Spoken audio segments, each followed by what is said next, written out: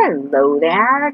Today I am going to be showing you how to edit an image in Photoshop. I started editing by using the rectangle tool, but now I'm going to use the magnetic lasso tool actually.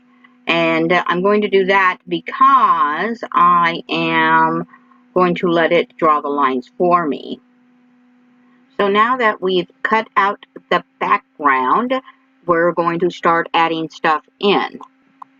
When I'm working with a picture in Photoshop, I like to go ahead and just start bringing everything in that I'm going to be using, and that way I have it over here in this area and I can turn it off and turn it on.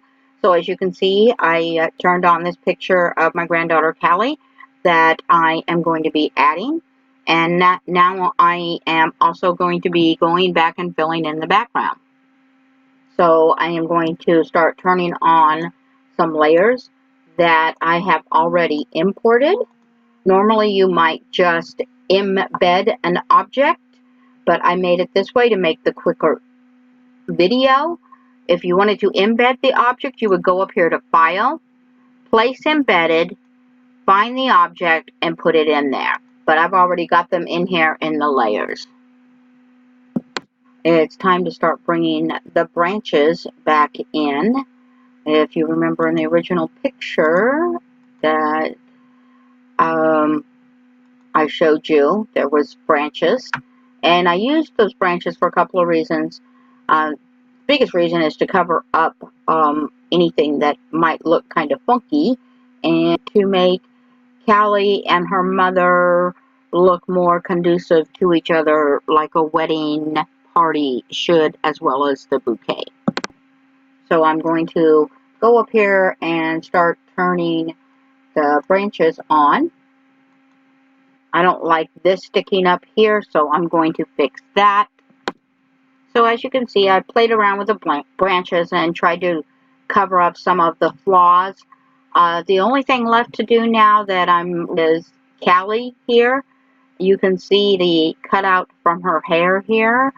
So I'm going to go up here and grab, and I'm going to go to Blur and Blur Gallery, and I'm going to go to an Iris Blur. I'm going to pull here. Added that motion blur with Callie, and now I am on one of the branches here in the bouquet, and I'm going to see if I can't add a little bit of a motion blur to it that matches the actual background in the original picture. So looks pretty good to me. So as you can see, it's all about the layers.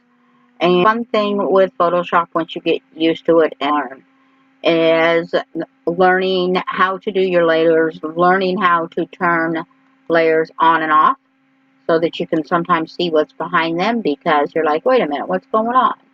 For instance, there's Josh's pants, and then there's not Josh's pants. But I am actually pretty happy with this at this point. And I am just going to save it. So I can save it in Photoshop. I can save it in JPEG. I'm going to go up here. I'm going to hit select, select all, file, save as. I usually try and save in Photoshop first.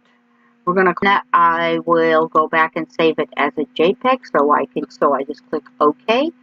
And I am just at the end of the video. Thank you.